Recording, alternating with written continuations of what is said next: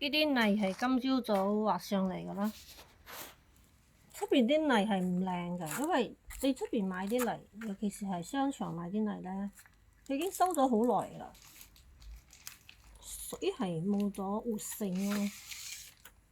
大概10蚊馬幣一包啦，買翻嚟係種唔到嘢噶，反而呢啲係啱啱新鮮挖上嚟嘅泥咧，至少可以頂半年以上，唔使落肥咯。日日淋水就得噶啦，生得好靚噶啦。呢一種咧就係好難搞嘅一種雜草啦。你睇佢嘅根係咁嘅款頭啊，好似薑咁樣嘅，睇到冇啊？好似薑咁啊！呢種好難搞。你睇呢個係地面，我已經掘咗2、3次啦，地面。所以呢度大概係你睇，由地面到我掘到呢度，至少一個手掌，正睇到佢嘅呢一個根。你要睇到呢一種根啊，呢個係嘅總部嚟嘅嗬。你要掘咗呢個總部啊，佢正唔會再生。如果你冇掘到底，你只係將呢個地面呢一邊呢啲咁樣掹咗佢，佢嘅總部喺度，佢好快啊，幾日就飆翻出嚟噶啦。所以你一定要掘到底。咁成幅地咁鬼死大幅，咁鬼死大幅地，嗰邊仲有啊，掘咗2個月啊，我哋就咁樣掘。跟住掘剩呢一度，所以而家剩低少少，就要咁樣掘，慢慢嘅掘。而且佢好多石頭，呢啲咁嘅石頭好艱難掘噶，掘到嗰把都崩歪晒啦，都掘到歪晒啦，你睇到冇？掘到歪晒，呢啲咁啊，歪咗，睇到冇啊？歪咗。因為嗰啲石頭喺嗰度頂住啊，所以一定要掘咗呢一啲咁嘅係個總部，呢一種咁嘅根，一定要睇到呢一個咁嘅根為止，掘咗去，咁呢塊地咧正可以種嘢，正靚噶。所以啲泥咧係好靚嘅啲泥，所以呢個小妹妹幫我掘起嚟，幫我裝起嚟，咁佢而家就幫我裝起嚟啦。裝起就頭先我俾大家睇嗰啲啦，裝起嚟就係一邊掘一邊裝啦。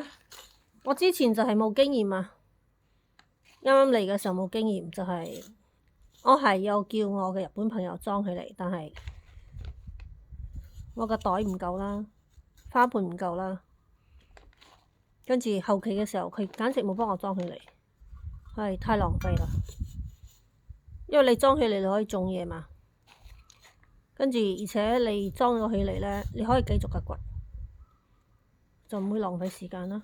其實呢度中間仲係未掘噶，因為當時佢將呢邊嘅泥掘咗之後鋪喺呢度，因為冇地方裝嘛，鋪喺度，所以呢度嘅泥下低嗰邊係未掘噶，所以我哋而家就開始喺度掘起，呢一度開始掘起，將呢個中間嘅地方下邊割晒氣，如果唔係，係一定標呢一種草出嚟啦。呢一種草，呢一種咁啊，好難搞嘅草。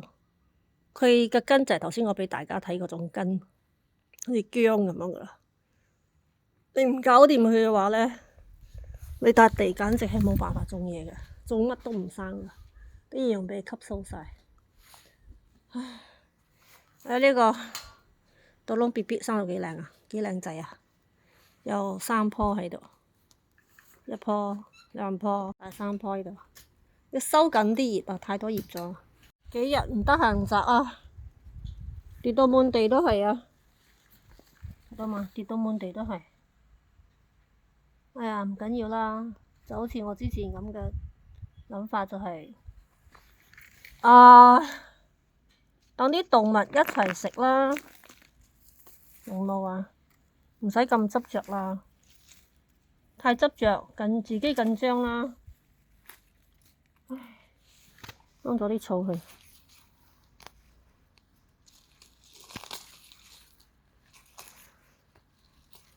掹咗啲草去，陣間叫佢掹。我先摘一啲果先。呢個係豆角葉啊，係嘛？豆角葉，豆角葉啊喂，豆角葉，咁呢個肯定就係豆角啦，係嘛？